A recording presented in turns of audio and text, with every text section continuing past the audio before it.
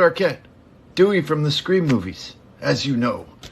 Remember, there's only one rule to surviving a horror movie, and that's subscribing to Craven Something Scary.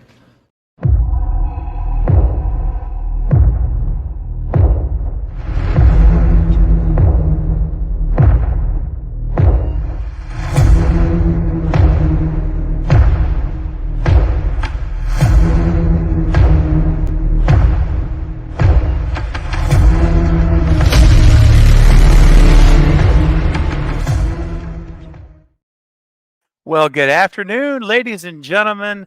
Welcome, visitors, subscribers, patrons, and my Cravenites.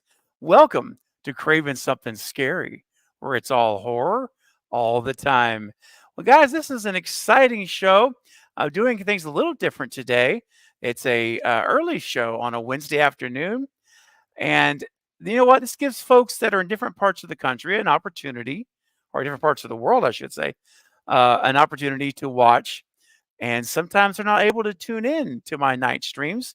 And so I'm excited to see some of you guys popping in already that are from different parts of the world that are here. And you're here for a very cool and special live stream show, guys. I have a very amazing guest on today, and I've been looking so much. I've been so excited. I'm trying to say, I'm tongue tied. I've been so excited to talk to him about his incredible career and some amazing films that are actually, a lot of them are personal favorites for me that I really, really enjoy. And so I want to just say a real quick hello to everyone in the chat. I see you all here as you're posting comments. It's great to see you guys.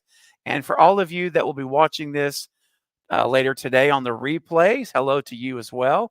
Be sure you leave a comment on the video as you're watching it tonight or tomorrow or whenever it might be on the replay mode. Let me know you're here.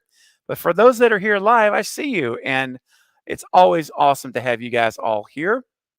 And Jordy's here. Gina, my good friend Gina is here. And she's one that also can't always attend at night from her location. But I'm glad you're here, Gina. It's so good to see you all. All right. So before I bring my guest on, just want to do a couple of quick things. If you have a question for Chuck, certainly, or a comment, certainly leave it in the chat, live chat, and we'll get to as many as possible. Keep in mind that we only have an hour, which is amazing. He's going to be here for an hour, but that goes by really fast. And so as we're talking, time will get away from us. It always does. But in the spirit of that, if you have a question that you really want to make sure that Chuck sees or comments on, then you can always send a super chat in. It's your option to do. You don't have to. But if you do, I'll move it up to the front of the line. I'll make sure we get it on the screen for Chuck to address it. And you'll also be helping out the channel. So it's a win-win situation. Pardon me, win-win situation. All right, guys. Well, listen, we're not going to waste any more time. We're not going to delay any more time because I want to maximize our 1 hour that we have with Chuck today. And I'm going to tell you something, and I want you to let this settle in for a second. And I've been talking about Chuck coming for a while, right? Since it's been booked on the live streams. And something I've been saying is that he is stunt royalty. And I've been saying that for the last couple of weeks. And let me explain what I mean by that, guys.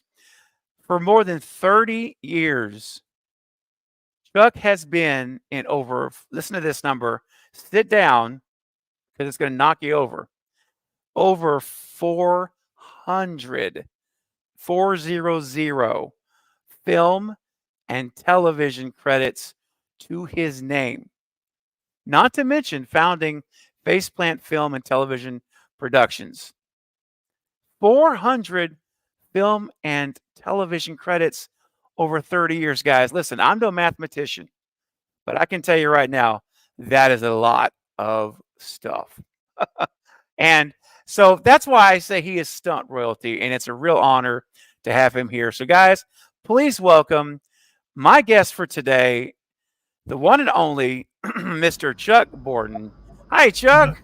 Hi, how are you, man? Thank you for that wonderful intro there. I'm humbled.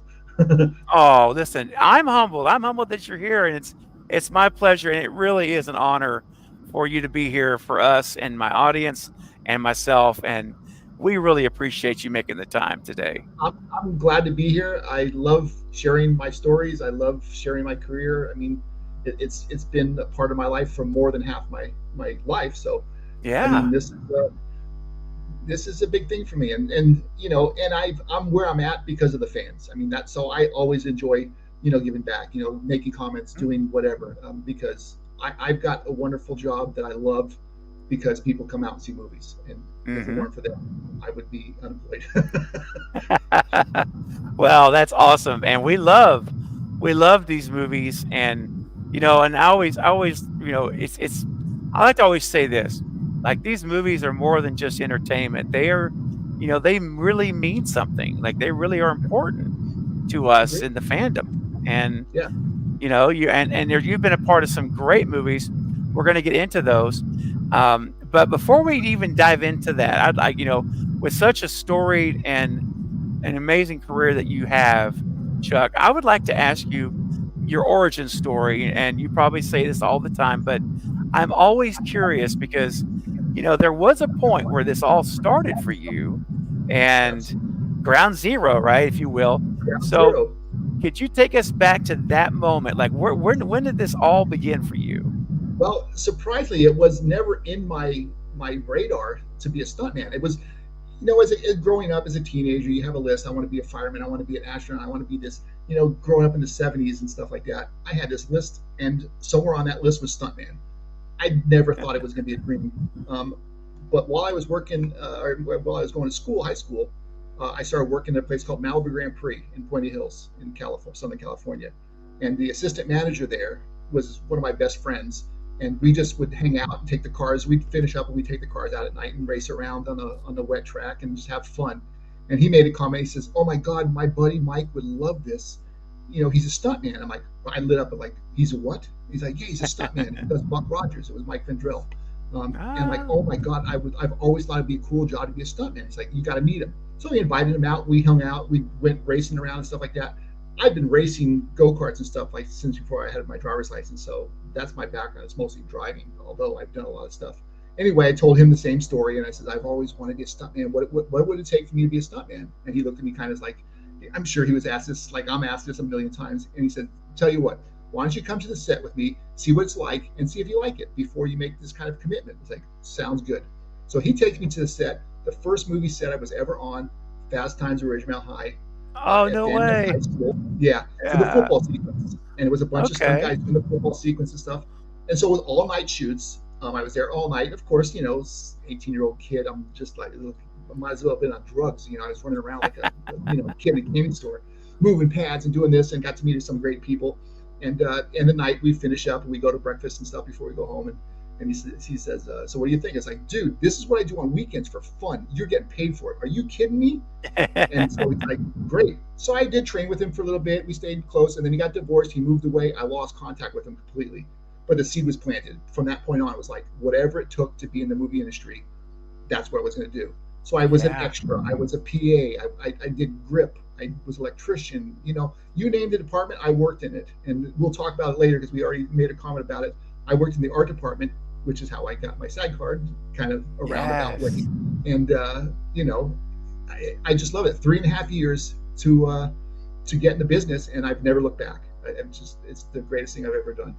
That's so awesome. Well, Chuck, it's inspirational because, I think all of us at some point in our lives had a dream where we're like, man, I want to do this. But it just seemed like everything was stacked against us. And a lot of times we've compromised and we settle for other Yeah. things that we feel like we can do. And You didn't do that, Chuck. You you no, you like just I held said, on tight. once the seed was planted, it was like no looking back. And I was fortunate because I did have a decent job at the time after I left Malibu, where I was working for ITT Borden as a Class A mechanical inspector, and was making great money in what could have been a really lucrative career if I wanted to pursue it.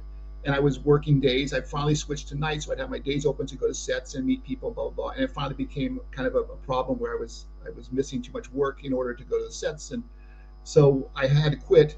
And then it looked like it was going to fall apart because my first year working in the movie industry, I made $9,000 total the whole year, and was thinking, what did I just do? I just gave up a 18-year-old, or actually I probably about 21, 22 by then. I was making over 60,000 a year, with no debt, no nothing. I owned two cars and a motorcycle. I still have my go-kart. I bought a house, and I gave it up for the movies, and just like, what the hell did I do? And then, of course, then things started kind of generating again, and I started meeting more people, and I get more opportunities, and then 2 years later, I'm on top of the world. So that's so awesome, man. It takes persistence. It takes somebody unique that is willing to take those chances, and it doesn't always work out. And that's if you're willing to try it, then a lot of times it works. If not, at least I can't. I tell people if they do it, and it's like if you don't make it, at least you can't blame yourself later on that you didn't try. That's so true. You got to at least do that. You got to give yourself a chance because you never know what's going to happen. Yeah, that's exactly right. I would think it's better. It would be better to live looking back, saying I gave it my all and it just wasn't meant to be, versus wonder what would have happened had I really given my all. Exactly. That's and it's funny too because people come in, want to be a stuntman because this is great job, and people don't understand that it's not always as great as you think it is. It's boring sometimes. I've heard somebody describe the stunt industry as like, what's it like? It's like, if I had to break it down, it's 90% boredom, 10% sheer terror, and there's nothing in between. And that's the truth because we sit around for 8 hours on a set doing absolutely nothing. And all of a sudden they go, "You're up." I'm like, "We're up." I got to do a stair fall. Like, holy crap! I haven't stretched nothing. It's like you're on. Like, here we go, and you just do it. So there's almost no in between ground there. Real quick, Chuck, Mayanne's just chimed in and wanted to say hello to you and welcome. I'm seeing Mayanne is just saying hello. Nice. And Justina also says hi, and yes. So happy that you're here. That's fantastic. I'm happy to be here. And Denisha's already sharing your links. Denisha's one of my moderators. Thank you, Denisha.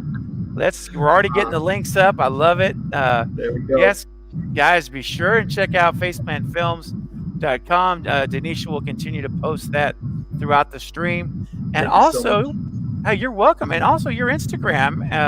You can follow you on Instagram as well. And there's the link.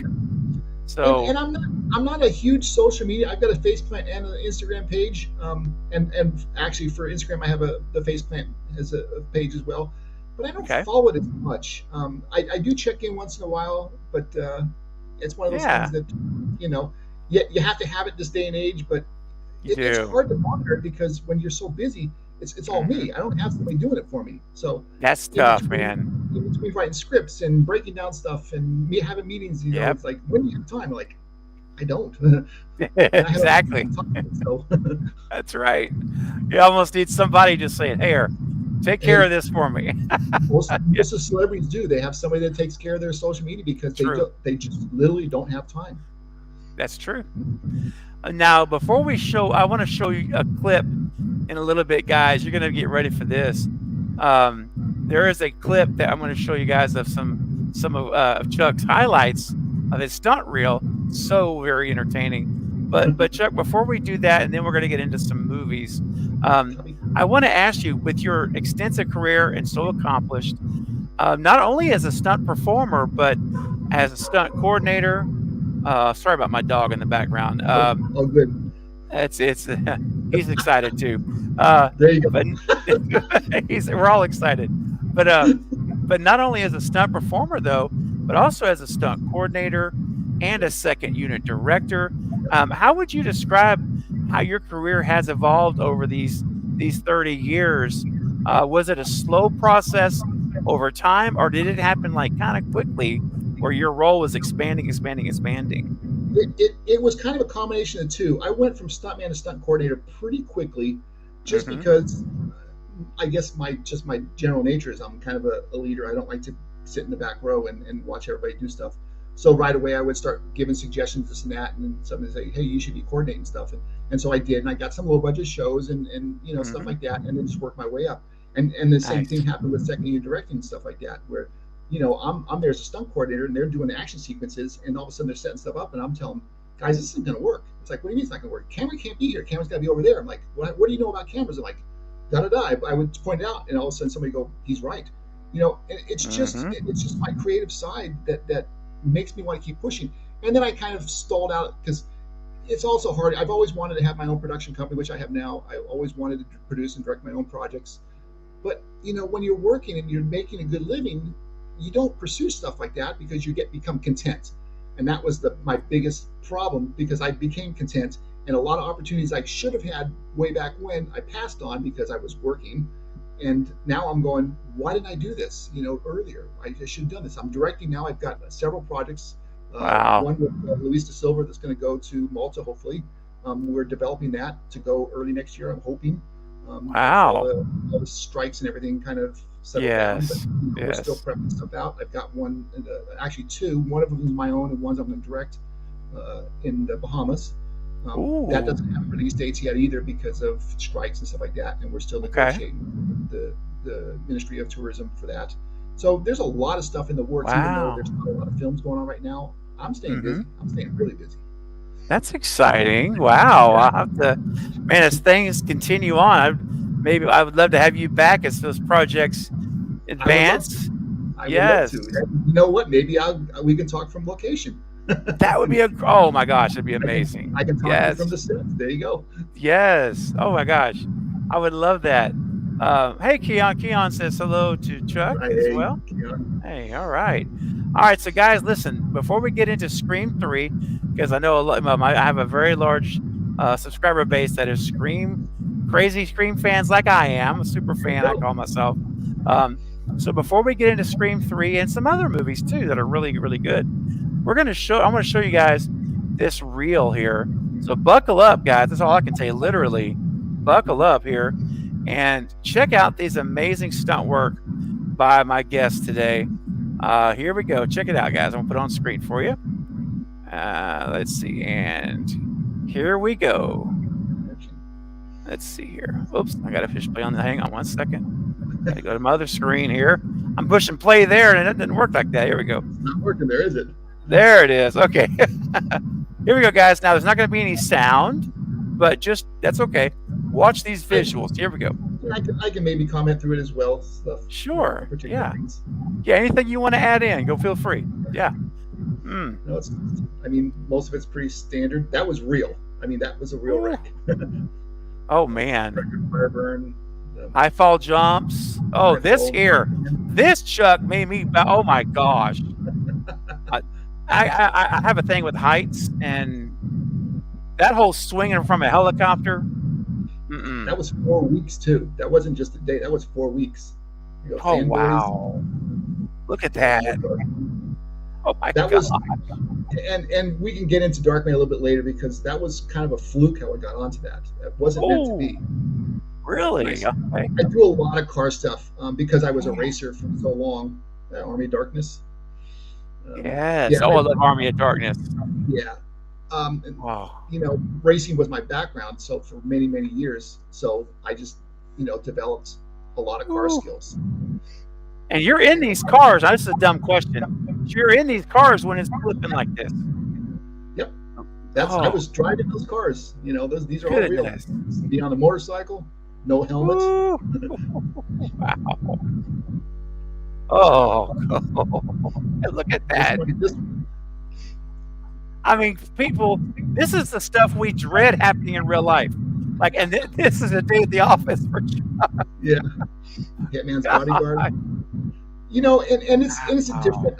If this stuff, if I had a crash like this in real life, it's a completely different world because Sure. When we set it up, of course, we're setting up for safety, but you're also expecting it. So there's a whole different feel when you know what you've kind of rehearsed it, you've gone through your head, what's going to happen.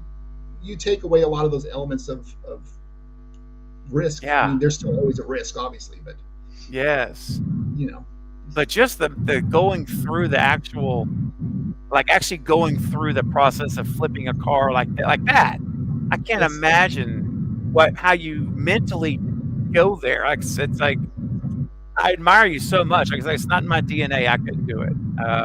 it's not But for everybody. I mean, and that's the biggest thing. This career is not for everybody. Everybody thinks I'm fearless. Oh, you don't have any fear. Baloney. I'm a scared to death every time. I train for this. ooh, I have nothing but the biggest respect for the equipment and the people around me because they're what keeps me safe.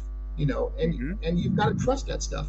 This Ooh, was very recent actually, wow. and that one sent me to the hospital actually. Look at that, dude. That thing. Well, look, I applaud. I'm going to applaud that. That was phenomenal. My Thank you, God, thank you. No, I'm just pretty proud of incredible. that. I mean, and that's not everything, but I mean, that's the highlights that I was able to get a hold of at the time. So, you know, like I said, I'm pretty proud of some of the stuff I've done. Oh yeah, Evil It's Knievel. incredible. I don't know, man. I don't know if Evil Knievel can hang with Chuck. I think Chuck's the next level, even, man. That train, the car against the train wreck. Evil Knievel was the host of that show. It was called I Dare You, and he was Oh my well, goodness. he was the host earlier on, and then when we got to that point, he had already moved on. Um, so he wasn't there Yeah, with us, but just the fact that he yeah, was he was on this thing was incredible. I that's mean, amazing. of course, Yeah. I would be lying if I said Eva Knievel wasn't some sort of a fan of mine. He was a daredevil and he did shit that I wouldn't do. But Yeah. I say that, and I've done it, so I guess I gotta watch what I say. But Never in say his day, never. yeah, in his day, he was the man. He did. True. There wasn't anything that he wouldn't do. That guy was nuts.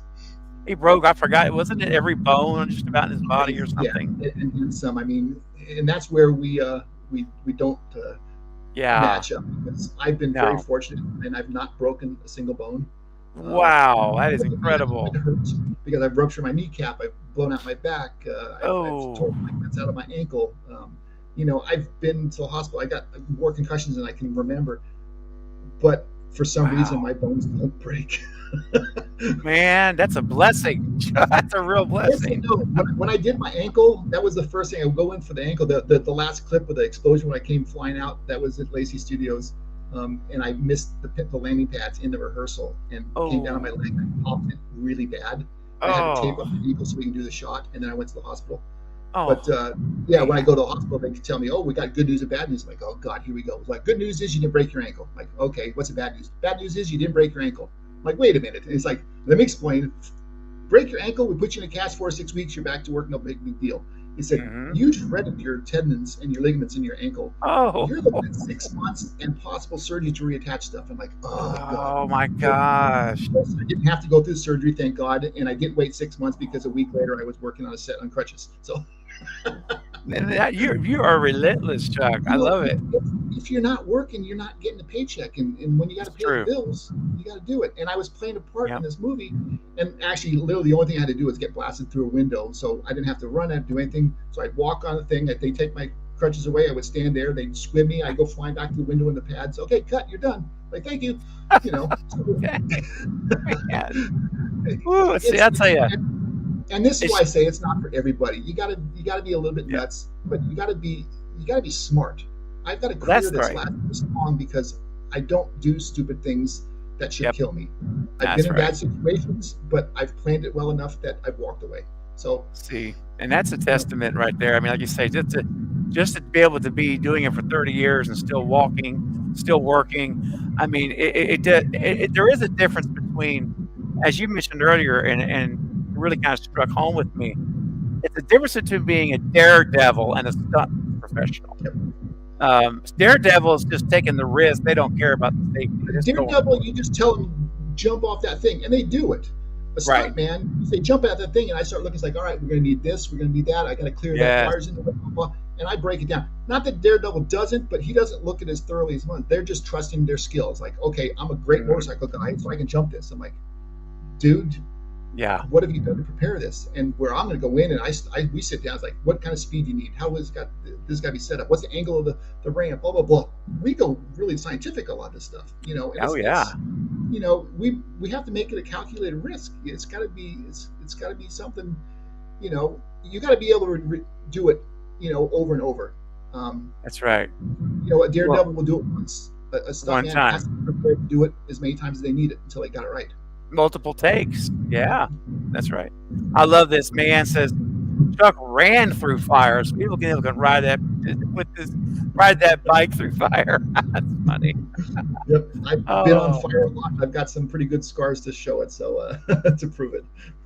well, here's a question, and then we're going into Scream 3, I promise. Yeah, But Kyle has a good question here. He says, "I would love to know his scariest stunt that he did not want to do. Has there been one where you're like, "Oh, man, I don't know about this?" there was one that I fortunately did not have to do, and this was early in my career, and it was a 150-foot high fall.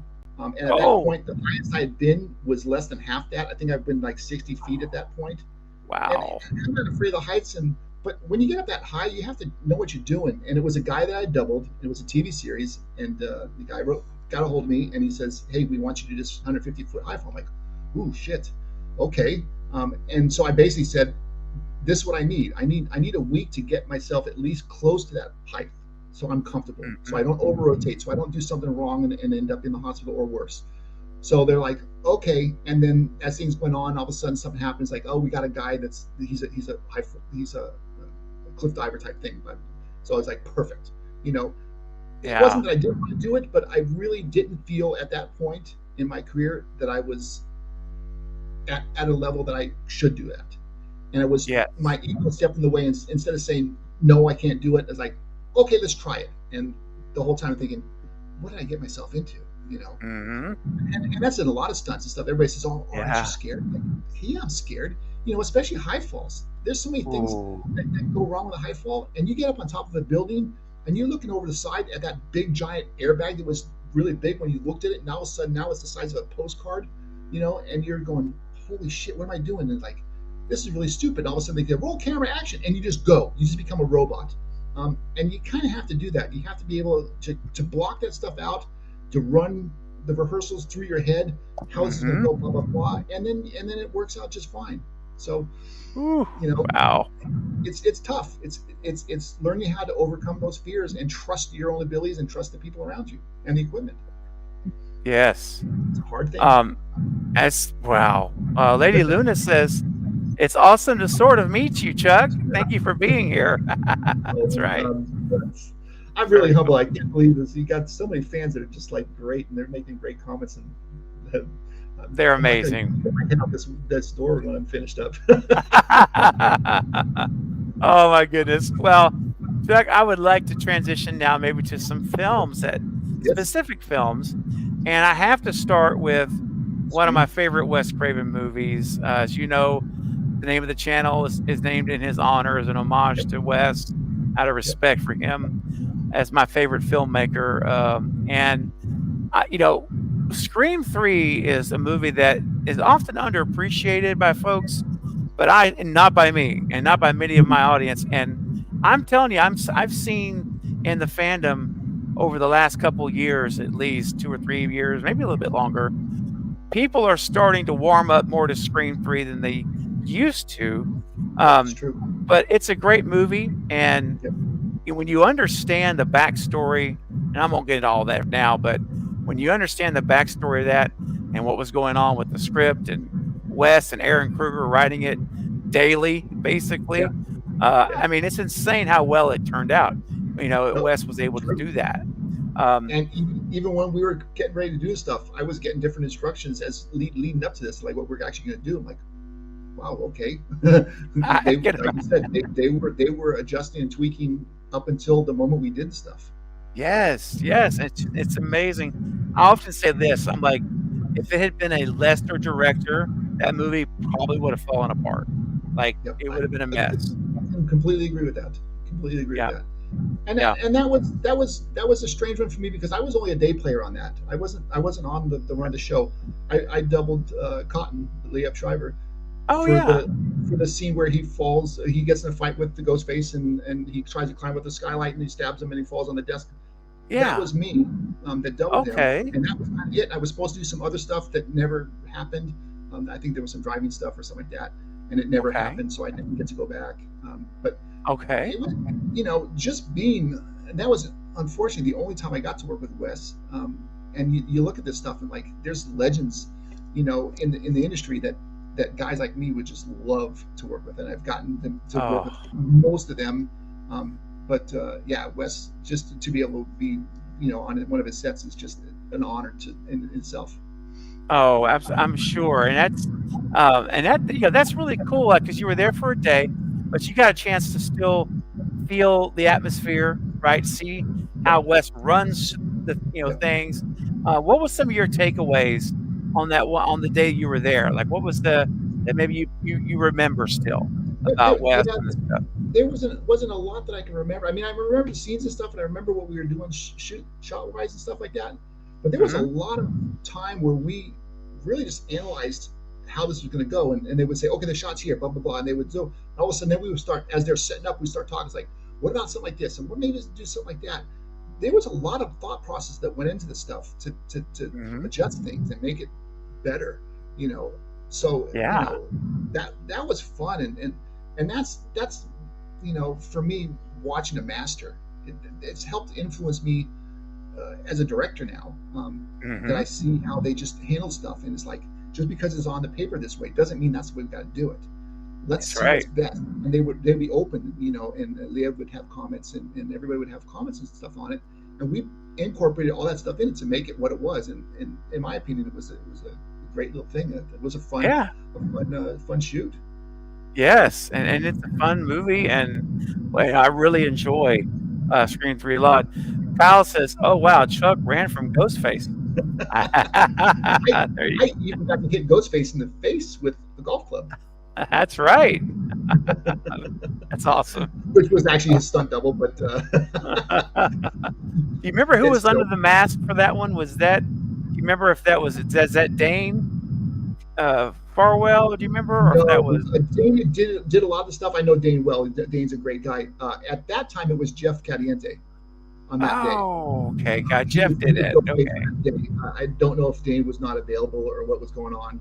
Um, Okay. but yeah, Jeff did that stuff, and I'd worked with Jeff prior to that on many different projects. So, Oh, and nice. we played baseball together, Jeff and I, and we used to have pitching battles and stuff like that, slow pitch baseball, and Oh, we'd have some of cool. the best battles whenever we play against his team and stuff like that, because we were both, we'd throw really high balls. I was a bowler, and my dad was a professional bowler, and so Oh, I had wow. a natural underhand arc, and I would just kill the plate, and most of the guys would just hate me and get off the plate. It's like, God damn it, Chuck. And Jeff is just an amazing athlete, so he picked it up immediately, and so we'd have some great battles. Oh, fun. Yeah. All right. Side Well, story. oh, I love it. Oh, that's great. Well, and I noticed, like, I have an honor, the honor and privilege of being able to meet a lot of stunt performers. I have a real passion for the stunt community because I believe that, you guys do not get the recognition you deserve. There needs to be more attention to the work that you do because without your work and your peers, these movies would fall flat. They would be absolute duds. And Absolutely, you bring it to absolutely. life. You bring it to life. Yeah, That's and, what, I'm kind of on both sides of the fence. I do think the stunt community is overlooked. I don't think we're given the recognition we do. They've been fighting for years to get an Academy Award for stunt performers, and the Academy just won't Yes. do it. Yet they keep adding categories for different stuff that wasn't around Right. way back when. But the same token, I kind of like the fact that my job and my career is very eminent. It's very secretive, so to say. You True. know, share a story. I doubled Val Kilmer many years, on a lot of Oh, films, and we were shooting a film in New Mexico, and he had to go get something from the store down the street, and of course we're dressed alike, blah blah blah. And he grabs me and says, "Hey, walk with me. I got to go down. I got to go off set to get something from the store." I'm like, "All right, cool." So we start walking down the street, and we're in Las Vegas, New Mexico, in the middle of nowhere. And a bunch of kids come up and want his autograph, stuff like that. And he turns to me and points at me. It's like, "You guys need to get his picture and his autograph. He's done way more movies than I've done." And they look at me and they look back at him, and it was like I wasn't there. And I was like, "See, that's the nice thing about my job. I can go anywhere I want. You can't." that's a good point. Now, I guess you're right. So That's there's true. there's good and bad. I get a lot of the perks, of being in the industry, but I've got the secretive side of me that, if I don't want people to know what I do, it's really easy for me to just shut my mouth, and it's like, and not say anything, and they just treat me as like, "Oh yeah, it's Chuck." It's like, he's a stuntman. Like, he's a what? Like, So that's kind of nice. That is a good way to look at it. You can get Because carried away. And too many people get caught up in the fact, oh, we're not getting the recognitions. Like, I didn't get in the business to be recognized. If that was the case, I'd become an actor. right, I like where I'm at. I like doing what I do. I get to perform. I perform more than most of the actors and stuff like that. And I'm obviously on screen more than most of them, um, and way more credits. But I can go from movie set to movie set, and nobody knows better. yeah. Um, and it's awesome since Kyle says that's crazy. A lot of people think the actor on screen is doing everything when they aren't. Oh yeah, no, And if that's what people are thinking, then I'm doing my job right. that's right, You know, exactly. everybody's, everybody gets upset with some of these actors that go out there and brag about I do my own stunts and this and that, and of course we all know that they don't, but it's okay. And everybody doesn't it make you mad? It's like no, because if he's selling himself as an action hero and they're buying it, that means I've got the next job and the next job and the next job. Keep him working because that's going to keep me working. That's you right. know, Yes. Val had no problem. And everybody say, "Oh, you do this?" Like, nope, I don't do shit. Chuck does it. But there's other actors that's their game. It's like I do my own stunts. I'm like, great, have a ball. I know that you've got 3 stunt doubles on the set, but that's okay because if you're bringing the people to the box office and it's keeping those 3 stunt guys working, how do you get mad at that? That's true. You're right. And hey, we got a Justin Proper has sent a $5 super chat to support the channel. Thank you, Justin. Thank you. And Justin says, without stunt coordinators, so many people would seriously be injured or dead on sets. You're awesome, Chuck. By the way, Doctor Sleep, greater than The Shining. And that's true, and that's one of those things that we fought for. And fortunately, most of the productions don't shortcut. It's changing a little bit now because there's so many new people coming in, and there's so much competition that a lot of young people are getting chances to coordinate shows that maybe they should be coordinating just because they just don't have experience. And it's not they don't have the ability; they don't have the experience and stuff like that. And it's scary because that's when accidents happen. I lost a movie years ago. And it was intense. It was like a kind of a Sinbad type fantasy thing, and they wanted people flying around, and we were going to do Russian swings, which is the circus contraption that launches people through the air, and they wanted people flying up through the buildings and falling through like Jackie Chan's falling through the awnings and stuff like that. They wanted to do all that stuff, and they brought in a friend of the producers who literally had 1 stunt credit, and he was the stunt coordinator on it, and and my line producer was on it. They tried to get me on it. He's like, "Sorry, I'm Chuck. They're pulling their the card and making the call." I'm like, "Hey, it is what it is. You know how to get a hold of me if you need to." And they almost did because they had a sequence where the guy's singing and he's singing about suicide and he's singing and he's going around in circles and the microphone cords wrapping around his neck. He jumps off the stage. It's supposed to be a thing, and of course, there's certain ways to rig that properly. They didn't. And when he jumped off this 10-foot high stage, it wrapped his neck for real, and he was choking to death. And they had no way of getting him because they didn't prepare for this. And they were trying to get ladders to get him, and blah blah blah. And they finally got him with a cherry picker. But the guy was on his last leg, and I'm like shaking my head, it's like that's 100% not cool because there's no way that should have ever been set up like that. But I have the experience, and he didn't, and he did what he thought he should do. And it was wrong, and it almost cost somebody their life. So it's a job that when shit goes wrong, everybody's pointing the finger at you, deservedly so, because you're the last stand and stuff like that. You and the first AD are the last stand. How many accidents have we had with guns and stuff like that because it just wasn't handled properly because they try to shortcut things. And it's just not worth it. And it's always about money, and it's always the producers trying to cut corners because they're going to get a percentage of what they can save, and that's not fair. It's not. If you got the money to spend it and you budgeted that way, spend it properly. Exactly. Don't. It's not. It's a piece of film. It's not worth somebody's life, and it's not worth maiming somebody. It's just no. Oh, gosh, man. Well, I'm glad that you're out there guiding people and writing and directing and doing the things you're doing because I mean that's the right mindset. there's some great people out there. Unfortunately, we have them. There's a lot of veterans like myself and guys that have more credits and more years than I do that I look up to. And there's some great young people that have a lot of talent. They just need the time to get the experience so they can be the best they can be. And I'm always there to try to help them out and show them whatever needs to be done so they don't make the mistakes. We all learn from mistakes and it happens, but some of them are just preventable and should never be questioned. Well, it reminds me of a conversation I had. I don't know if you're familiar with Scott Leva. Very much so. Yeah. My airbag is from Scott Leva. I have an airbag here that Scott Oh, built. yeah. Well, that's what made me think about that, because I got the pleasure of meeting him a couple of weeks ago on the show. He came on and we chatted about his airbag and how he lost his friend because of a poor airbag structure. I was supposed to be on that set. I was Really? supposed to be working that night. Paul was a very, very good. Paul started the business the same time I did, and 2 weeks before that, Paul did a high fall for me off the side of a cliff that was higher than what they did in LA in downtown. Went flawlessly, and we had to lower him onto this ledge by ropes to get him to the spot where he can jump off of. We had to build a whole platform because it was a natural day, so I couldn't take it. And I had to be back early in the morning, so I need to get my sleep, so I'm not going to be on that. And then at 5 o'clock in the morning, my phone rings. 4 o'clock in the morning, something like that. My phone rings, and when your phone rings in the middle of the night like that, it's not good. And it was my dear friend, Mice Williams, that was crying and says, "Paul's dead." I'm like, what? And it's just that breaks your heart because and it was like, well, doesn't that make you think? No, listen. As sad as that is, Paul died doing what he loves. And even though we don't want to do that, sometimes it's just out of our hands. I would rather do that than die from cancer or something like that. At least you go out knowing we're doing what you loved. That's right. Yeah. So, it's very true. But it's part of this job. It's something you gotta. Again, why do you do it? It's like you gotta love this. Wow. Well, hey, Denisha Lane, what's up, Denisha? Coming in with a $5 super chat. Thank you. That's so kind of you.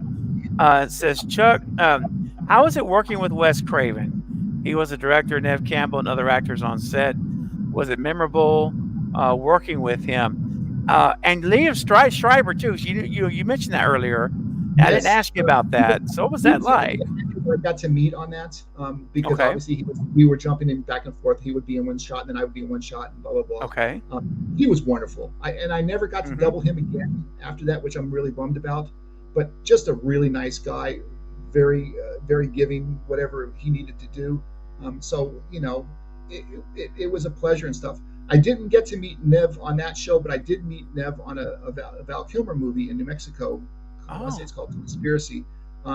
And I didn't get to do any stunts with her because I was doubling Val, but I did get to meet her, and we were obviously staying in the same hotel. So, but she seemed very nice. I mean, I got along with her great, and it was just hellos, see her in line or see her in the makeup chair and stuff like that.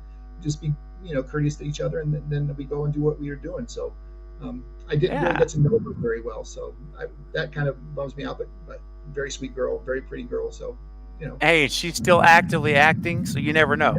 Anything can happen. Exactly. And now, now I'm directing. Maybe I'll bring her on one of my shows. There you go. Now we're talking. And then I'll have you and Nev on together. We can pull that. Have you guys both come on? Yes, from the set. Do it live from the set. That's right. I love it. Thanks, Denisha. Appreciate that. All right, so let's talk about, and a lot of folks want to talk about Dr. Sleep. In fact, Lady Luna's mentioning here also, it's amazing. Always love The Shining, but Dr. Sleep really is iconic in its own way. And so, yeah, let's. I'd like to kind of ask you to walk us through, if you wouldn't mind, your role as stunt coordinator, for Dr. Sleep. Maybe peel the curtain back and what did that entail for you? Well, the fortunate thing was by this time I had worked with Mike Flanagan many movies. I think I'd already had 6 or 8 movies under my belt with Mike Flanagan by the time we got to Dr. Sleep, including 8 months on Haunting of Hill House, which was just before that. That's right. We were really close. I can almost read his mind what he wanted, so it was really cool. I knew how anal he was about perfection and how his shots are just so bright. So that made it easier and stuff like that. But that was just an entering step just because of what it was. when we were prepping that show in Atlanta, um, Warner Brothers actually sent us the original blueprints of the hotel, the original ones from the original thing. So when we built the sets, or not we, I didn't do them. When they built the sets, it was identical to the Outlook, the original one. They Yes. sent us a copy, a digitalized copy of the original version of The Shining. We got to watch Okay. it in a movie theater, so that was kind Cool. of, you know, and that was 2 weeks before we started production. And then, of course, the show itself was just amazing, and the stuff we were pulling out, from crashing the car into the tree, and then of course the fall off the top of the RV, which is one of my personal favorites because that was real. That we had her on wires and stuff, but we took her when Mike came up with that. He says, I want to yank her off the top of this RV and look at it all the way and take her all the way to the ground. I'm like, oof, wow, okay, I got some thinking to do. And we spent 2 weeks prepping that and Wow. testing ads and blah blah blah, and it worked great. But even the day of, I mean, it was the day of. All of a sudden, we had to move her to where we had rehearsed it, and Mike said, "I want her in the middle of the RV." It's like when we did it in the middle of the RV, she kept hitting the side and kept throwing her off, and she gets thrown awkwardly and stuff like that. And so finally, we just like, "What do you think?" And Casey, who was Rebecca's double, says, "Let's do it." And like, "You're comfortable with that?" And my riggers and everybody, Tom and Alan and stuff like that. These guys said, let's try it. We think we can do it. And it was awesome. It was an awesome shot. Yes. And of course, the iconic stair fall again. That was real. That when they came up with that and hooking him, well, we came up with the hook in the leg and stuff like that. And he was like, we got to launch him down the stairs. It's like, all right, she got the axe and stuff like that. We'll do a fight with the axe and stuff like that. And she gets it and she hooks him in the knee and then uses that as a catapult, so to say. And then it was discussed. Okay, we're going to use wires, blah blah blah. And finally, I says, let's do old school. There's a thing called an air ramp that you stand on. It launches you like a catapult. I says, let's go old school and get an air ramp. And now trying to find an air ramp that hasn't been used in 20 years. Oh, wow. Well, because everything went wires, so it wasn't done. Right. So we rehearsed that again for weeks, to get it just right. And then a handful of days before, Mike says, well, I like to do this as kind of a big one shot, have him go downstairs. Can Rebecca actually be in the shot with the stunt double, with Steven? I'm like, sure, I think we can do that. Let's rehearse it with her so she's comfortable.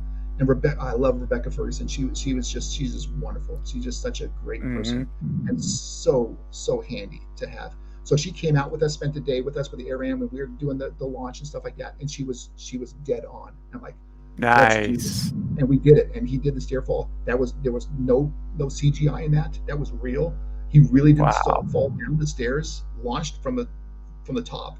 Dang. It was one time, and it's like, and Mike came out. It's like his jaw was on the ground. It's like, oh my god, that was insane.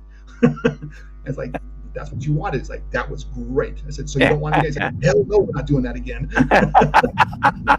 So that's what you want to hear, though, right? As a stunt coordinator, right? And Mike is just so appreciative and stuff like that. Afterwards he'll tell you it's like how much he loved it. It's like, dude, thank you so much. And it was sincere. It wasn't a BS line. So yeah. One, man, that's and it's interesting to get this information too, because like when we all go back and rewatch it on our next watch time, we're gonna remember now, like when these scenes happen, we know a little more information now. We understand how it works a little better. The only thing that was altered in that thing was they erased the air ram that launches him, because obviously you don't want to see him launched. But that was it. He was really launched. He was really airborne. He really did the fall. I mean, there was no pads other than what he was wearing. We put film padding underneath the carpet on the stairs, but I mean, that doesn't do anything from that kind of a jolt. No, can't imagine. No. Yeah. And it was insane. And Steven said, hey, it was great. And I talked to him the next day. It's like, how do you feel? It's like, I'm feeling all right. And then the day after that, all of a sudden he's like, oh, I'm pretty sore now. I'm like, yep, it usually takes a day. He's like, oh my God, I'm really sore. Oh gosh. And JJ, you're very welcome. Yes, I can only imagine. I can't even imagine. Now let me ask you this, Chuck, for Dr. Sleep, how large was your crew that was working for you, your stunt crew? I had a rigging crew of 6 people. And then I had my doubles. I had Casey Enzeller was double for Rebecca. I had Stephen that was doubling uh, Ewan, and a Okay. handful of day players and stuff like that. Like the fight at the beginning, I cast one of the parts that does a fight, and there's a couple stunt guys in there, including myself. Um, and and then I had an assistant, Lex Getting, that was my assistant on that ran so much of the stuff because I had to deal so much with the studio with Warner Brothers, and there's so much that Mm, happens behind the scenes that people don't realize. Legal issues and I certificates bet. that need to be taken care of and blah blah blah. So that's my job to take care of that stuff. And so many times I would just turn to Lex and say, Lex, take what's going on, take care of it. And he was there from day one with me, so I had no problem trusting him, and I knew it was going to be done right. And so Yes. the two of us, we made that happen. Wow, that's great. Great job. Now, do you recall how long your shooting schedule was for Doctor Sleep? Were you there for most of the shoot? Yeah, I was there for the whole shoot. I was The whole there shoot. weeks Yep. weeks before for prep. I think I Mm-hmm. was there 3 weeks before to start prepping it. And if I Wow. remember right, it was either somewhere between 6 or 8 weeks that we shot it, um, moving around different locations, blah Wow. blah blah, and mostly on stage. We did a lot of stuff on stage. Okay. They rebuilt. Like I said, they rebuilt the whole hotel on stage, including the Yeah. exterior. We built that exterior on stage with the snow for the ending of it. It was Wow. insane. They built that thing in like 4 days. It was like Goodness. wow, and then tore it down in a day because they had to get the soundstage cleared. And after we were done, it was like, all right, so I got to go, and they just literally bulldozed this thing and just like, oh my god, Wow. it's kind of sad to see it because the last day Yeah. inside the Colorado room after we finished and stuff, we just had like a party in there. It's like we're hanging out in the Colorado room in the Shinings. This is cool, playing baseball against the walls and riding the scooter down the stairs. I got some fun little videos of riding that stupid scooter. Somebody dared me. It's like, hey, take that trike down the stairs. I'm like, all right. And Oh, I that's did. awesome. Crashed I into can the see rail it at the going. bottom. It was like it was really fun. So you know, but that's what it's all Uh, about. I mean, we work hard, and you got to have some fun too. yeah. Um, Now, you touched on it a minute earlier, and I was going to bring it up as well that you've done such a number of works, films, projects with Mike Flanagan, and we touched on it a little bit earlier backstage, but I'm guessing when you were working with him on these projects, that you guys really did have a great working relationship, We and did. like you mentioned, you pretty much knew at the point when you got to Doctor Sleep that this is what he likes, this is what he doesn't like. Um, He has a very distinct style of his own. He is very particular on certain things, and when he wants something, he wants it his way, and you just make it mhm, happen, and you learn that right yeah. away. And like I said, by the time Doctor Sleep came around, I was already 6 or 8 films under my belt with him. So we Yes. were beyond just a working relationship. I mean, we became friends offset. I mean, I had Mhm. Thanksgiving with him and his family. I think we talked about. I've Yeah. hung out with him a little bit here and there. Mike and I, it was more than just a working relationship. And I'm kind of sad now because now he's in Canada. I can't really work with him, and I really miss that. Ah. I really miss that camaraderie and stuff like that. Oh, It was a lot of yes. fun. Yeah. Because you know that your phone would be ringing, if you could, I hope so. I would hope so. You know what? Part of the problem too is this.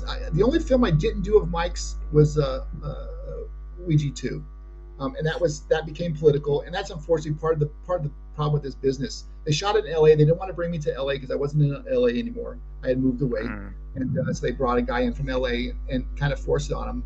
But you know, yeah. when we came back for Hill House, which was right after that, I asked about it. He said, no, the guy was really nice and stuff like that, but I just didn't have the same feeling. I'm like, that makes me feel good. Mhm. We beyond doing the job together, we were friends, Yep. Aw.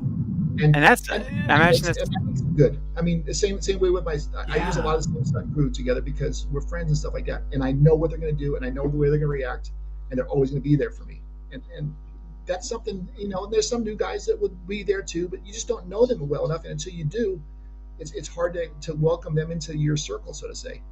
Oh gosh, I can imagine. Yeah, because it is like an inner circle, if you will, right? It, it, It's it, a it it's a totally is.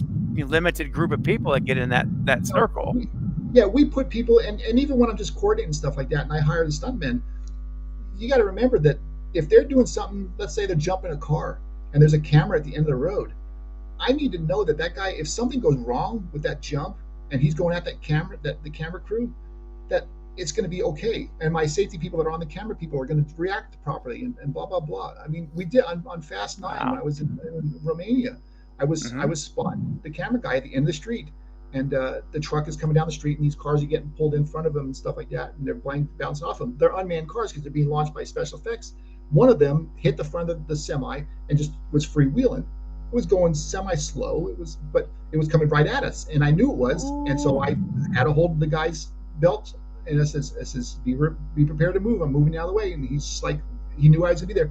And last second, I pulled him off, and a car came in and cut the car off and stopped it from hitting the camera. But that's Whew. teamwork, and that can only be done when Wow. you completely trust your fellow guys. And that's what makes it hard. New people coming in, they don't get it. It's like, but I'm talented. It's like, it's not always about talent. I need to know Hmm. what you're made of, That's beyond right. everything else. If we click. When I did Hitman's Exactly. Bodyguard, I met with the British stunt guys, and they kept wanting me to do an audition for a driving thing, and I'm like, dude, look at my resume. I can drive a Yeah. car. I can Yeah. do whatever you need in a car. That's not a big deal. And then finally, I had to go into Amsterdam anyway for something, and that was a commercial shoot. And so I said, I'll come in early. I'll stop by the set and poke my head in. So I get there, and of course, the Adam Horton meets me, and it's like, dude, I want to apologize to you. Production got this all screwed up. We didn't ask for you to audition. We just want to meet you to make sure the chemistry's right. I said, listen, I'm a stunt coordinator. I get it. We got to be able to work together. And so we talked for a little bit. They had a car out there. He's like, hey, you want to play? I'm like, sure. So me and two other guys went out. We're sliding cars, drifting cars together, side by side. And after 5 minutes, I come in and stuff like that. And Adam's like, dude, you're golden.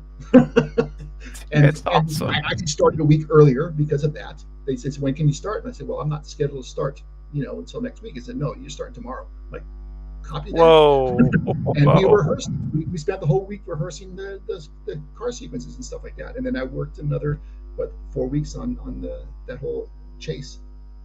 Oh man. That's amazing. Yeah, Ty says, wow, F9. Stonework is effing nuts. Yes. And it was Yes.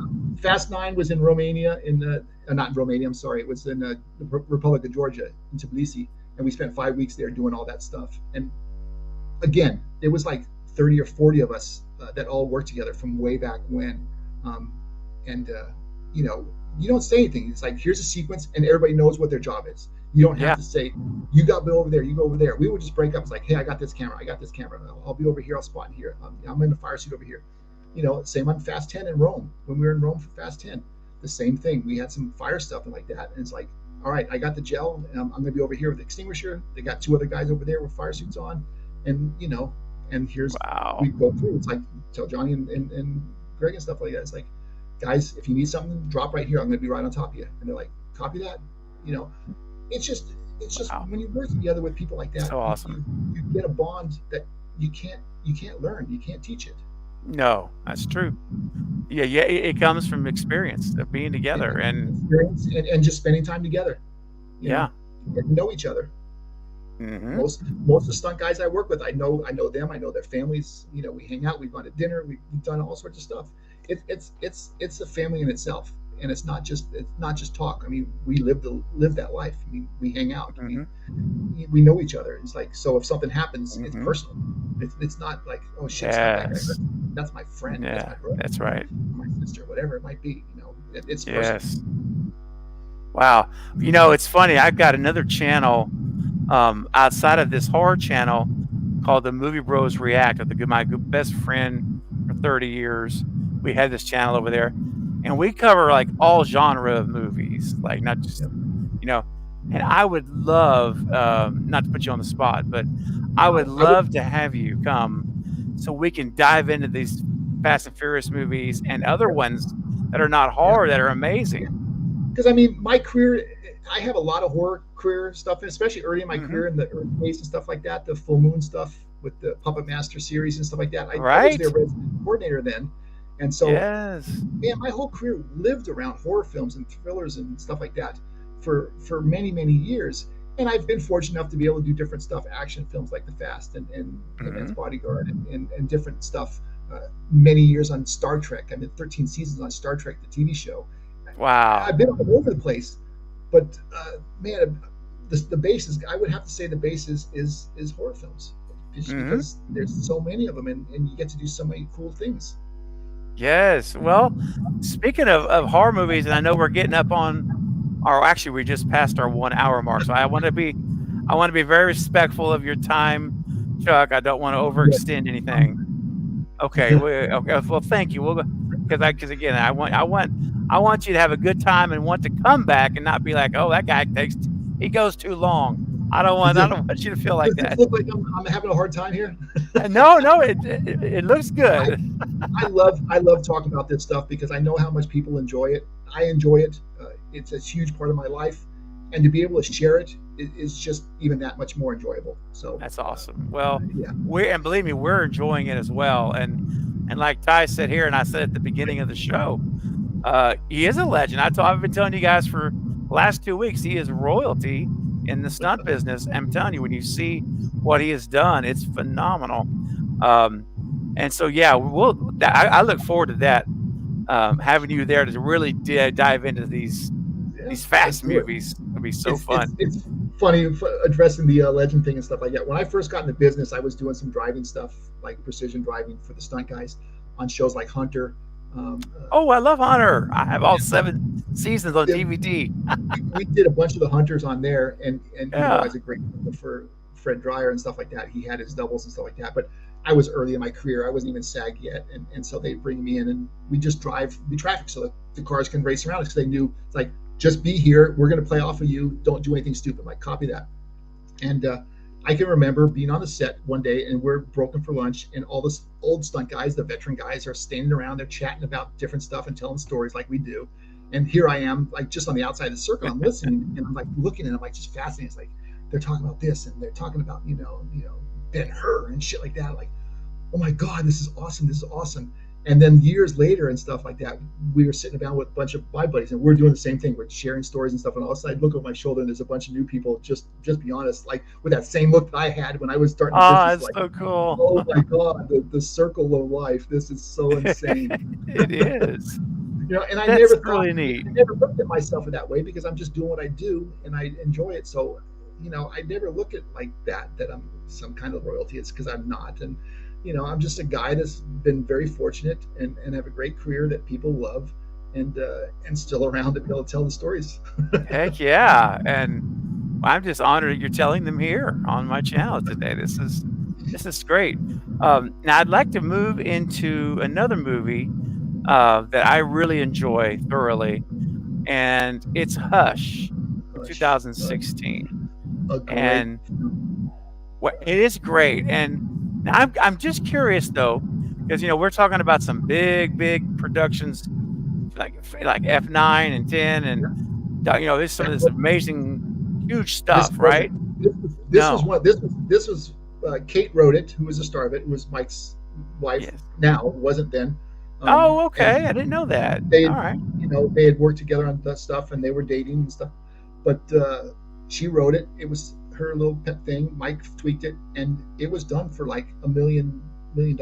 And prior to that, everything else we were doing was 10 or more, on Yeah. Mike's show. And he just like, I want to do this. And so they got a hold of me. Scott Lumpkin, who's a dear friend of mine, who hooked me up with Mike originally, says, hey, they're doing this film here in Alabama and stuff like that, and it's not going to be the typical rates, blah blah blah. I was like, dude, I'm in. Let's do it. And it was a pet project that everybody gave 100% their all for a Hmm. fraction of what we should have been getting price wise. Got We, you. we didn't make a ton of money. I didn't have any support crew. That was me. I had one person for one day to help me when I had the chase up on the roof where she climbed out the window, That's what I because was I had to put wondering. them on wires in case they slipped. I didn't want them Hmm. going forward. I says I can't be on the ground doing this stuff and do up on top at the same time. And they said, okay, we'll let you bring. I brought in Eddie Matthews. And it's like, he's my buddy with rigging. It's like, you just be on the rope, make sure they're doing. We had a cherry picker above their head. They were hooked to, and it went perfectly. but that was all the actors, no doubles, no nothing, Wow. no secrets. They did everything. They were Oh in my some, goodness. the fall off the terrace. That was him. There was no double there. That was him. Kate with the stuff falling in the window when I just pat her Mhm. up and she's like, again, I worked with a couple of movies by that time with Kate, and she's like, you gotta do this, you gotta keep your chin in, da da da. And she's like, Chuck, just I trust you. I'm like, as long as you do what I'm Wow. doing, we'll be fine. And she was great, and she's wonderful, and I love her. She's just a great person. Oh, well, that was actually one of the questions I was going to ask you was, being that this was more of an intimate type of setting, basically just two people essentially. Yeah. Um, did they do a lot of their own stunts? And you just answered that question. They did all of them. Oh, Wow. there was no. I didn't have any budget for doubles. There was just no money to bring Yeah. anybody in. So it was like it became down to if we can't do with them, then we need to come up with an alternate version that they can do. And it turned out Okay. with both John and with Kate, it's like, this is what we want to do, and this is what I'm going to do, and how we're going to do it. And they're like, all right, cool, let's go. And it was awesome. I got a great picture, Wow. and I haven't seen it in years. When John stabs, I don't remember the name, the neighbor. He stabs him in the neck Neighbor. with a knife. Yes. I have a picture because it was the fake knife and stuff, the retractable knife and stuff like that. So John didn't want to do it. It's like, I don't want to do it. And it's like, it's just his hand. It's like, okay, it's my hand. So I have a picture standing there. The dolly's right there. And we got the other actor there and me with a knife, like I'm going to stab him and stuff like that. And somebody grabbed the picture and I sent it to my mom. And I have not seen that picture again since. And my mom has since passed. Oh, I sorry. wish I knew what that picture was because it was such a cool picture behind the scenes. Yes. It I was was about fun. to say, man, put it on your Instagram or something. I want to see it. But I wish I knew where man, it was because yeah. I can remember the picture very vividly, but I don't know where it is. But Oh, that's the cases. I'm not one to collect pictures. I have a lot of pictures and stuff like that. I don't have time most of the time to organize this stuff. And sometimes somebody will go around and just grab stuff and like, oh, cool, can you send me that? Now with the phones now, it's like people go, hey, we got a video of you oh, doing that. Shoot, send exactly. it. And then they email it to me or they WhatsApp to me, whatever. And it's like, this is cool. Back in the day, that wasn't the case. No, no. Uh, that's one thing it Star is nice about now all is the you years do of have Star that. Trek that I did Star Trek. Well, Yeah. one, we couldn't take pictures. They wouldn't. Paramount wouldn't let us because it was all secretive. But two, we didn't have phones. We had disposable cameras. We'd wind up and take pictures, and we'd sneak pictures in the back lot.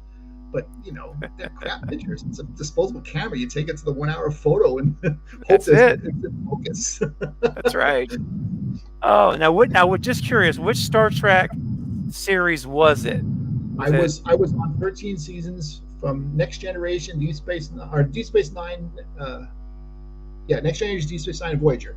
I was Q's stunt double, and then I was the perfect Oh. size to play all the aliens. So I was Klingons, I was Cardassian, I was a Jem'Hadar. I was every Ah. character on the show except for Ferengi because they were small, and a Borg because they wanted really skinny guys. So, but Okay. everything else was perfect. And Dennis Madeline, Wow. who's another very dear friend, he had me on all the time. It's like anytime I wasn't working or I was available, he's like, dude, Star Trek next week. I'm like, copy. And it was, always in makeup Wow. of some sort. I don't think he ever saw. I think there was once that I was a Starfleet, but every other time it was some sort of alien, so you'll never see my face. But it's funny. I'd walk on the set as a Klingon and stuff like that, and nobody can do it. And the ADs walk by and say, "Hey, Chuck." I'm like, "How do you know this? How do you know it's me?" It's like, this is how gives you away every time. I'm like, okay, sorry. Oh, that's awesome. Well, my good friend Michael over at the Movie Bros I was talking about, he is a diehard Star Trek fan, and I enjoyed the Next Generation. I watched most all of those seasons, so I enjoyed it too. But he's really a diehard fan, and so There's he's gonna some be of them. excited. They'll start quizzing me on stuff, and they'll say, "Oh, with this scene, were you in this? You did this, blah blah blah." I'm like, dude, I don't even remember that. How do you know that? And I know more stuff is like, I was there and I don't know this stuff. How do you know this? And they know Yeah. everything about the show. Like, wow. Oh, that's all. Yeah, it gets hardcore. It does. They are. I mean, talk about fans. Those are true fans. Those guys live that stuff. Hmm. It's awesome because it's thrived for so long because of that. That's true. And it's a fun show. I mean, it was fun to work on. long days, because we go in 4 hours Mm. before the crew call to get makeup started, and then be there another 2.5 Oh, hours afterwards to get the makeup off. yes. So a 16 or 18-hour day Man, is normal for us. wow. Fortunately, we didn't work a lot of consecutive days. We'd have a day on, day off type thing, so we'd be able to recoup. But holy moly, there was some long Ooh, days. man, that is. I didn't think about that. The makeup on and off time. That's Yeah, man. and Yeah, that's, I mean, back in the days when it had to be done in such a certain way, and and it was, yeah. and you know, Heck yeah. yeah, Um, so many great memories. Now, just real quick, couple more quick questions on Hush. Just wanted to ask you, um, as far as the length of that shoot, I imagine it was a shorter shoot, right? Very Would short, get yeah, that one much done. shorter. It was a few weeks, I think maybe 3 weeks tops. Um, Okay. yeah, and what made it easy is it was one location. It was all that house. Yes. So Yes. we would film, and when we'd film, we'd put the equipment inside the house, lock it up, walk away, come back the next morning, and just pull it out and start over again. It Okay. made it a lot easier to do, and it's all night shoots. And by that time, I was Yep. already living in Europe. So when I came in, and I came in like a week before, because they didn't want to bring me in any sooner because they couldn't afford the hotel Right. for me. So I came in, a week before, and because I'm already ahead of you guys, I was already just like, it's all nights. I'm like, perfect, because I'm on night schedule already, because that's my normal schedule at home. It's days. That's right. So it Yeah. made it simple for me to adjust. Everybody else was like, it took them a week, and then by the time they get adjusted, like, okay, we're done. And there it is. Oh, what a great movie! That That's, I just want to and it's so tell the much fun. audience. That's Oh that's gosh. one of the most rewarding films I've done, just because of what it was and what the obstacles we had to Hmm. overcome just to make that happen. Yes, and the sacrifice that kind of the inside information you've shared was also means a lot. That like everyone was so passionate about the project that were willing to, come down on what they should have earned because they wanted to see that project through, and that's Absolutely. awesome. And I think the Yeah. only one that wasn't there, and that wasn't because of anything other than scheduling conflicts, was Mike Fumiari. He couldn't DP it because he Ah. was already committed to another show. Otherwise, he would have Yep. been there. But Yep. all the rest of the crew, the grips, the electricians, it was the same people, and it was, like I said, it was the same thing. It's like it came up. It's like, we got this show. It's only $1 million show. This is what we can afford. Blah blah blah. And everyone's like, when do we start? There Hmm. was never a question of like, oh, I can't do it for that. I can't do. No, it was like, it's Mike's show, and it's his little pet thing, and it's Kate's, kind of Yeah. writing out her debut and stuff like that. And actually, it was her chance to really shine as an actress. And we Hmm. were all like, let's go, game on. It's not even a question. Let's do this. That's so awesome, man. And I just want to tell everyone that's watching and listening right now that if you have not seen the movie Hush, you owe it to yourself to watch this movie. It's Yeah, so it's great. good. Gosh, it's I a get good movie. I get so many people that come up, and I never thought, when we were doing it, I never thought it was going to be quite as popular as it was. Um, but yeah, I get more people come up. It's like, that's one of my favorite horror movies. One of my favorites. I'm like, really? Yes.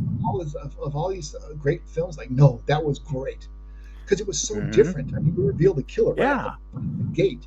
Yeah. Exactly. It's like it's no longer a mystery pretty early, and then it's just the cat and mouse Yeah, game, exactly. and that's intense. That's some Yeah, real suspense going on. yeah, And they did a great job executing it too. Kate yeah, and no, John Gallagher. yeah, Wow. yeah. And it's a credit to Mike Flanagan, because that was True. his creation, with Kate, Yeah. and he was the leader, and he would just say, all right, we're doing this, and everybody would jump on it. And Hmm. it takes the fact that we all worked together, made it a lot easier, because we didn't have to question shit. Yep. It just happened, Yep. and Mike just having his stuff together, just like, this is what we're doing today. Da, da, da, it's going to be a hard day, but this is what we got to do, and we would just do it. Yes. He's a great leader. He's such a visionary. What I like the most about Mike, and this is more from actually Gerald's game, is where I really got into it with him the most. He edits this stuff as he goes. So he Oh has a wow. tent on the set that he goes to when there's in between things, and he's not dealing with the actors and stuff like that. He goes away to his tent by himself and starts cutting, because that's his background, is editing. And Huh. I could remember Gerald's game and stuff like that. He's like, I was walking by. He's like, Chuck, come here. Like, I stopped. He's like, what? He's like, want to see the stuff we shot yesterday? I'm like, sure. He had it cut the day before we shot this stuff. He had the whole scene cut. I'm like, dude, how do you do this? Whoa. I just do it at night and in between takes. I'm like, holy crap! And it wasn't polished, but it looked great. There wasn't even Yeah. polished. There was no music. No, the sound wasn't synced. And it's just like, man, you're amazing. Wow. That's what Wow. makes him great. That's because he's such a visionary. He knows exactly what he needs, and it happens. Dang, that's amazing.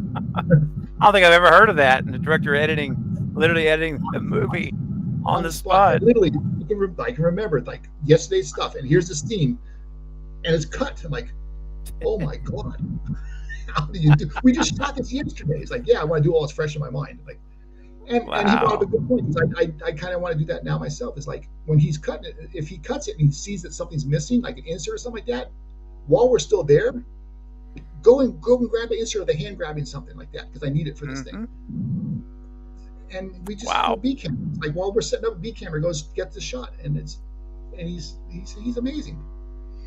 Amazing, and he's super talented, and some great movies. He's done so many great movies.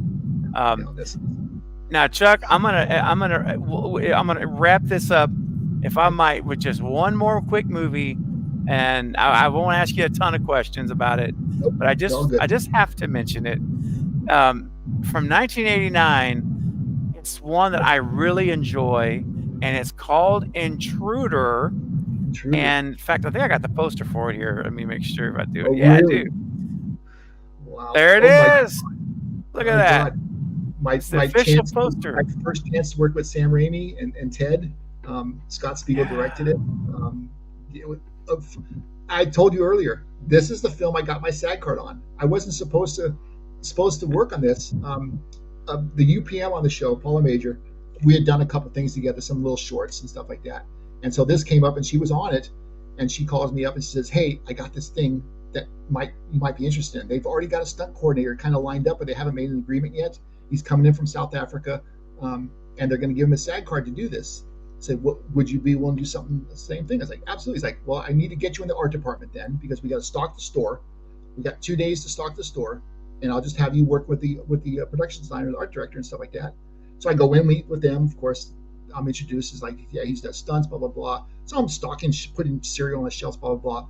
They do a location scout. Scott, Sam, Lawrence Bender, all these guys come in, and they're doing a location scout. And the production designer's up there, and they got the cash register. He says, for the finale, I want the killer to be running across the cash registers, the little conveyor things, chasing the girl. So she'll be in the foreground. We just see from the waist down of the killer behind her.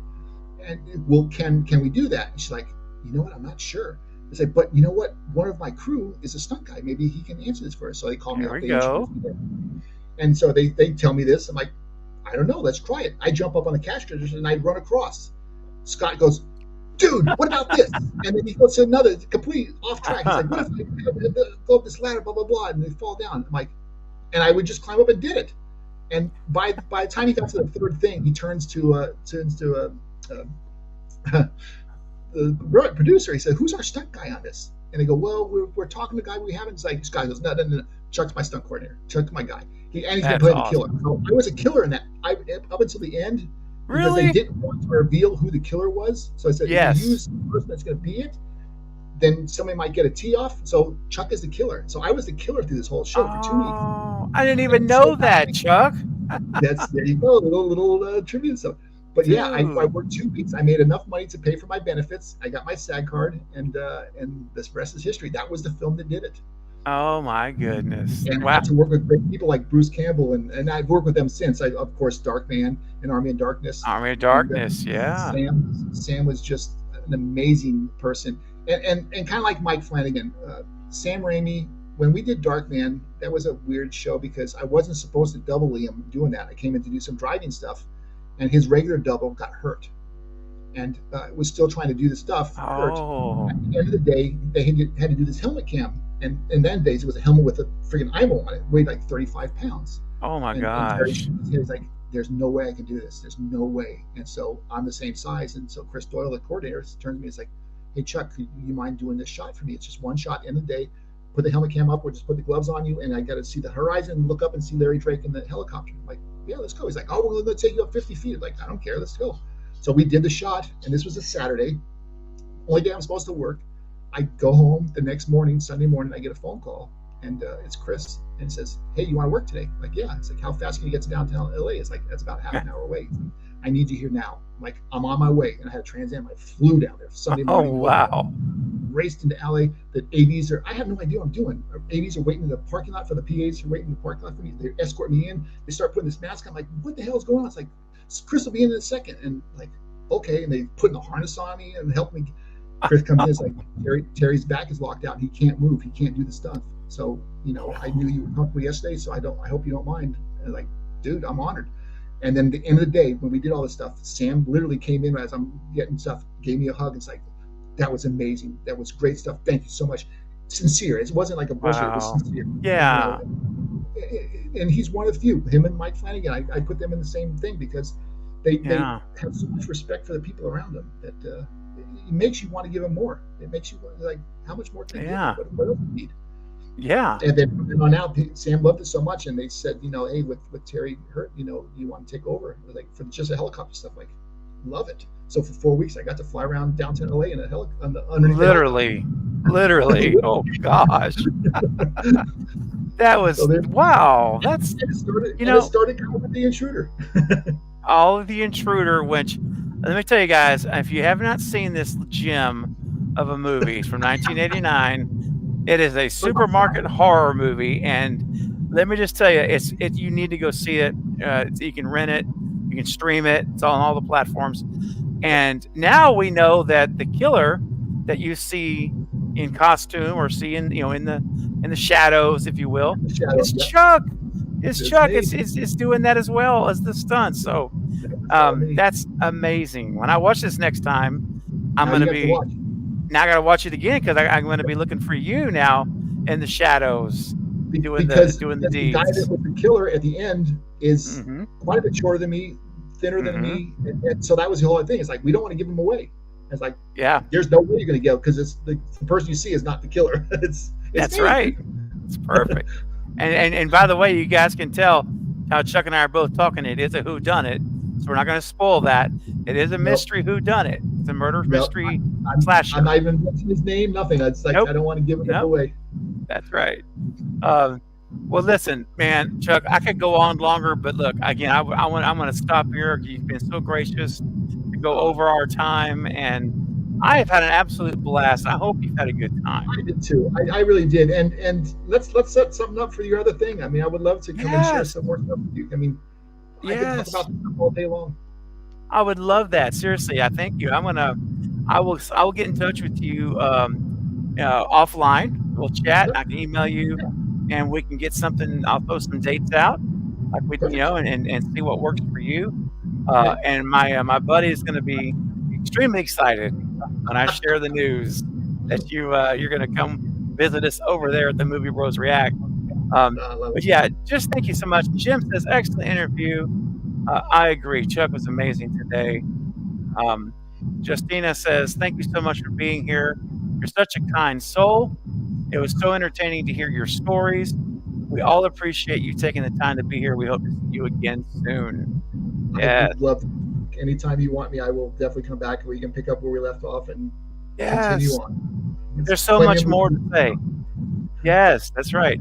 And something I like to do here also, I'll just throw this out there, something I love to do with my guests that are up for it. And it's something to think about. You don't have to answer now, but I would love to have a watch party of a movie that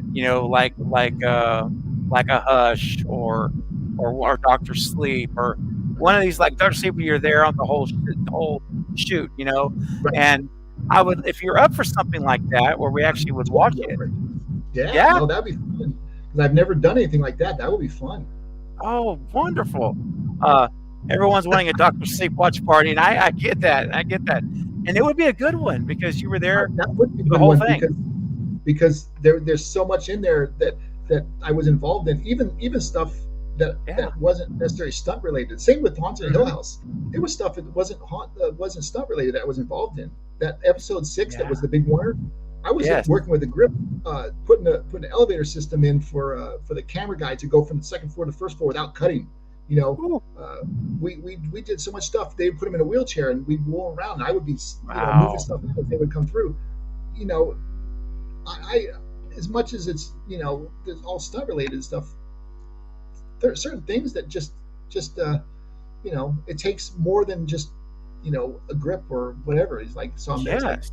let's go. It's like, well, this is not your department. Like, if you'll have me, I'll be happy to help. Like, and they're like, hell yes. Yes. And that's I'm sure that is a big factor in your amazing career too, because the fact that you're not one of these necessarily says, because there are folks in life that say that's not my job. And I hate that There's phrase. plenty of people in this industry that are like that. Yes. And, I believe it. And even though it's like, okay, you're right, but you don't have to be a jerk about it. You don't have to be a Exactly. about it. Just No. either politely say I'm busy or something like that, or just do it. Or just do it.